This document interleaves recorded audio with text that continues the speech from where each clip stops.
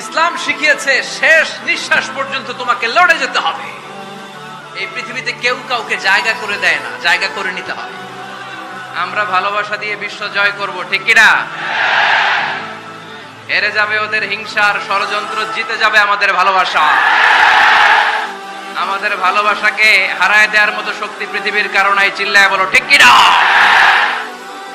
কখনো কোনোদিন কারো পারমিশন ছাড়া মোবাইলের গ্যালারি চেক করবেন না। কখনো কারো পারমিশন ছাড়া তার ফেসবুকের মেসেঞ্জারে কে কার সাথে চ্যাটিং করেছে এটা করা যাবে না। কখনো কারো পারমিশন ছাড়া তার মেইলের ইনবক্স খুলে দেখা যাবে না।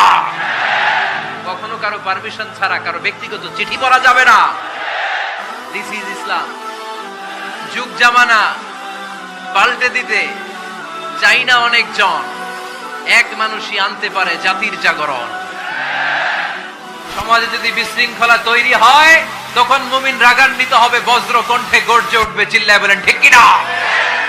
ইসলামের পক্ষে এত মানুষের গণজোয়ার অনেকে আবার সহ্য করতে পারে না, সহ্য করতে পারে না, অনেকে মেনে নিতে পারে না।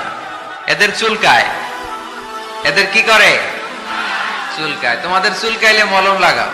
শুধু মারামারি, জিঘাংসা, কিলাকিলি, হিংসা, বিদ্বেষ, বিশৃঙ্খলা, এই ইসলামের জয় জয়কার দেখে ইসলাম বিরোধীদের আজকে মাথা গরম।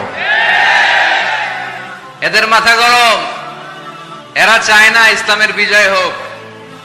মানুষ পঙ্গপালের মতো ইসলামের দিকে ছুটে চলেছে, ধাবিত হচ্ছে, ঝাঁপিয়ে পড়ছে। ইসলাম এগিয়ে যাচ্ছে, ভিক্টরি সাইনের দিকে ইসলাম ধাবিত হচ্ছে। এটা ওদের সহ্য হয় না, চিল্লায় বলেন, ঠিক কিনা? দাঁড়াতে হবে, সৈনিকের মতো দাঁড়াতে হবে, ঠিক কিনা? আধারে ভয় পেও না, আলো আছে আড়ালে, অন্ধকার পালিয়ে যাবে তুমি উঠে দাঁড়ালে। খেলাঠেলির দিন শেষ।